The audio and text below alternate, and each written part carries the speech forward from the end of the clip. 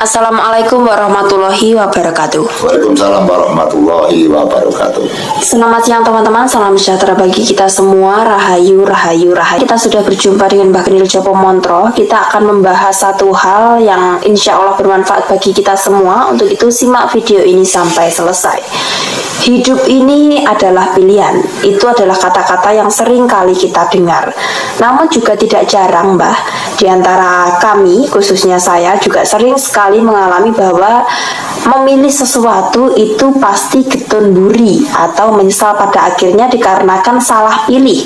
Untuk itu kita akan membahas terkait dengan ketajaman indera dan mata batin. Yang namanya pilihan, tentu kita akan memilih apa yang terbaik. Dan untuk memilih apa yang terbaik, tentu kita harus menggunakan mata batin supaya kita tidak salah pilih. Dalam hal ini, Mbah, yang namanya ketajaman indera dan mata batin ini sangat sulit sekali untuk digapai. Bahkan banyak orang-orang yang berlatih, yang menjalani laku agar memiliki ketajaman indera dan mata batin itu gagal. Agar ketajaman indera dan mata batin ini bisa landep, ataupun kalau tidak landep bisa digunakan, itu gimana sih, Mbah, cara-caranya? Mungkin jenengan ada wedaran agar kita semua bisa mengerti, Mbah. Terima kasih. Sebelumnya kita berbincang-bincang dengan ketajaman indera dan ketajaman batin, yang perlu kita ketahui bahwa Tuhan atau Allah Subhanahu wa Ta'ala telah memberikan kodrat-kodrat manusia, memberikan nasib-nasib manusia. Setiap manusia, setiap hamba, nasibnya pun juga tidak sama. Di dalam kapasitas berpikir juga tidak sama. Kemampuan dalam pola kita memilih dengan sesuatunya itu juga tidak sama. Artinya di dalam kita memastikan atau menciptakan dan memutuskan setiap orang itu juga tidak sama, karena setiap orang tentu kebijakan selalu berbeda. Ada pula orang yang memberikan kebijaksanaan, mereka salah kaprah dan akhirnya menyengsarakan, dan ada juga orang yang setiap punya masalah mereka memilih dengan kebijaksanaan yang selalu benar dan akhirnya membawa masalah itu selesai.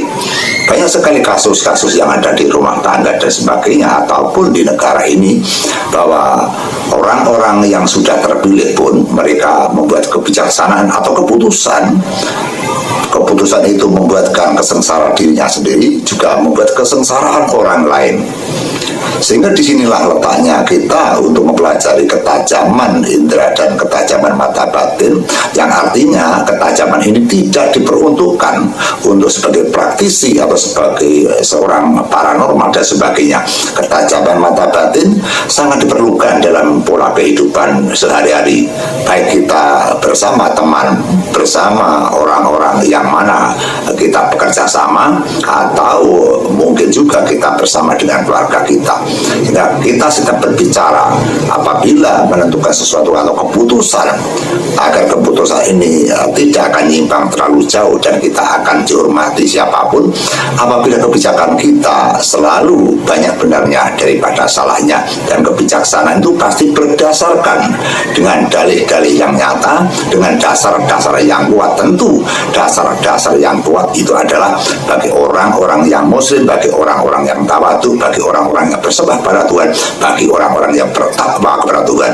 Ciri-ciri orang yang bertakwa kepada Tuhan, mereka apabila bersabda, mereka berbicara benar-benar dipikir dan dipikir 1000 pikir baru mereka mengucapkan dan baru mereka memutuskan. Sehingga seringnya mereka memutuskan dengan kebijakan yang tinggi, maka orang tersebut akan mudah dipercaya kepada orang lain. Apabila kita memutuskan selalu salah dan selalu menyengsarakan orang, maka orang-orang yang di luar sana akan membenci kita dan tidak percaya kepada kita. Disinilah tentunya bahwa apa yang dikatakan baru yang dimaksud ketajaman indera dan ketajaman mata batin, bukan karena kita bisa melihat sesuatu yang kayak misalkan kita bisa melihat hantu, kita bisa menerawang pada nasib orang, bukan itu yang saya maksud. Yang saya maksud adalah ketajaman batin, ketajaman indera dapat dipakai sehari-hari apabila kita memutuskan atau memilih pekerjaan, atau kita menyarankan kepada anak-anak kita atau istri kita, sehingga kita akan dihormati dan akan dipatuhi kepada anak dan keluarga kita, termasuk sanak saudara kita. Di dalam kita pengajian tentang indera, ketajaman indera dan ketajaman mata batin, ketajaman dua versi itu atau dua jalur itu tentu tidak mudah yang kita bayangkan, karena kita harus mengetahui dan menguasai segala ilmu atau segala kauruh apa saja dan ilmu apa saja. Yang penting kauruh yang bersifat kesucian atau kauruh yang bersifat kejujuran dan kebenaran. Semakin banyak kita mempelajari ilmu, semakin banyak kita berguru, semakin banyak kita menjalankan dan mengamalkan kehidupan sehari-hari, yang artinya seringnya kita kebentur-bentur, seringnya kita mendapatkan sesuatu musibah, dan seringnya kita terhibur dengan permasalahan yang besar, maka kita akan memiliki pengalaman yang tidak dapat digapai orang lain. Sehingga tentu di dalam kita menggapai tentang yaitu indera ketajaman mata batin, maka kita perlu dasar-dasar ketakwaan kepada Tuhan, dasar-dasar untuk menyucikan hati, dan dasar-dasar cinta kasih kepada sesama manusia. Semakin kita berbaik kepada orang, banyak kita menolong orang, semakin kita akan menjadi orang-orang yang disegani orang. Kalau kita misalkan seringnya melukai orang, seringnya kita menghujat orang, seringnya kita memusuhi orang, maka di dalam batin kita, di dalam indera kita akan mengalami kegelapan, dan kita akan tidak memiliki kedalaman mata batin yang terlalu dalam. Sehingga ciri-ciri orang yang memiliki mata batin yang dalam, mereka yang memiliki ketajaman indera yang dalam, mereka adalah sungguh-sungguh mereka yang bersabar, sungguh-sungguh mereka yang ikhlas, sungguh-sungguh mereka yang berjalan ke jalan yang benar dan jalan yang lurus.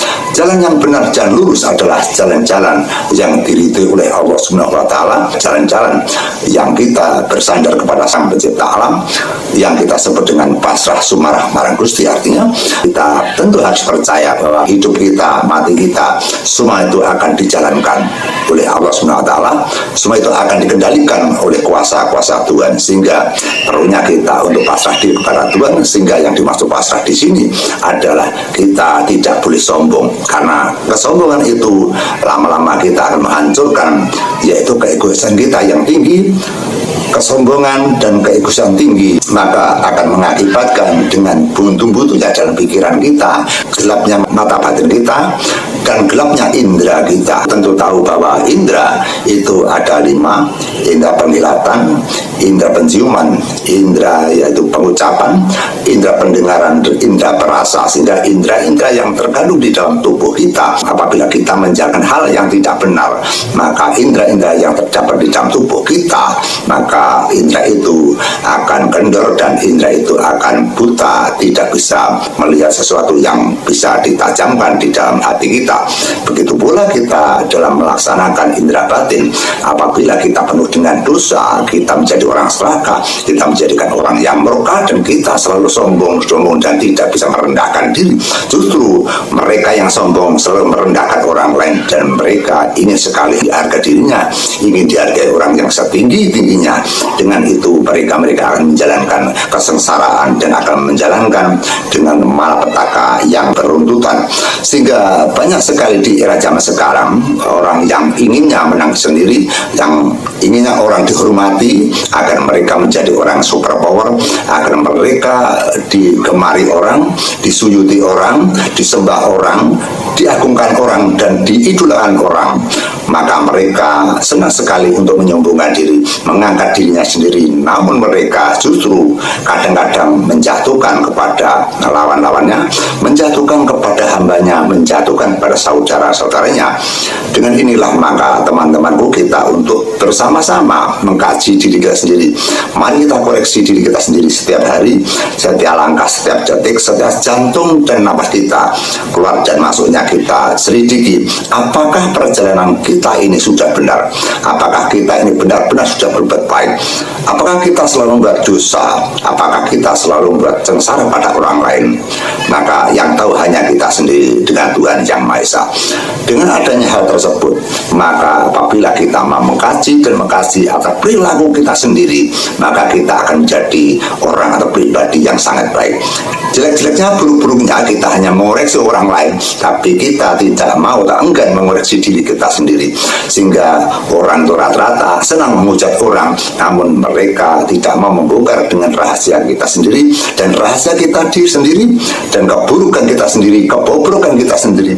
Maka kita berusaha untuk menutupi agar orang-orang tidak tahu yang dilihat orang lain, agar baiknya saja, sehingga keburukan kita jangan sampai dilihat dan dinamakan orang lain. Disinilah adalah yang dinamakan adalah penyakit hati. Lalu ingin sekali bagaimana caranya menentukan sesuatu atau memilih sesuatu agar pilihan itu bisa satu arah, banyak benarnya daripada tidaknya. Maka dasar-dasar kita untuk memilih sesuatu, kita harus memiliki ketajaman indera dan ketajaman mata batin. Ketajaman indera dan mata batin tentu harus didukung dengan ibadah yang kuat, harus didukung dengan ketakwaan yang kelas tinggi, dan banyaknya kita beribadah, banyak kita beramal, banyaknya kita bersembah kepada Tuhan. Sehingga dengan dasar-dasar itu, maka dengan sendirinya mata batin kita akan mulai mengembang, atau akan mulai memijakkan, atau akan beranjak semakin baik dan semakin baik, dan akhir lama-lama nanti akan menjadikan ketajaman yang apabila kita nanti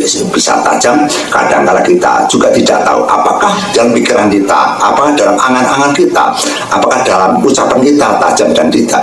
Tentu kita juga tidak tahu, yang tahu adalah hanya orang lain. Namun kita tidak lari kepada kebutuhan-kebutuhan pribadi, yang mana kita mencari ketajaman untuk ketimbang kepentingan pribadi, namun hanya kepentingan Allah Subhanahu wa Ta'ala, hanya kepentingan Tuhan Yang Maha Esa, agar semua yang kita lakukan selalu diridhoi, selalu diizinkan, dan hanya untuk kepentingan bersama atau kepentingan orang lain. Itu yang paling penting, Pak. Misalkan kita tidak punya guru atau tidak punya teman untuk diajak konsultasi, tapi saya sendiri, misalkan saya ingin mengasah indera dan mata batin saya sendiri, itu apa Mbak yang bisa saya lakukan? Ya, kita harus mencari pengalaman dan mencari guru-guru yang dapat kita percaya, sehingga kita tidak mungkin bisa pintar tanpa lantaran kepada guru. Sehingga guru yang Anda pilih, guru yang kita pilih yang sesuai dengan yaitu kapasitas kita, yang kita cocoki kepada tujuan kita, sehingga kita tidak boleh memaksa kepada teman-teman atau bersaudara agar kita menunjukkan guru yang benar adalah seperti ini.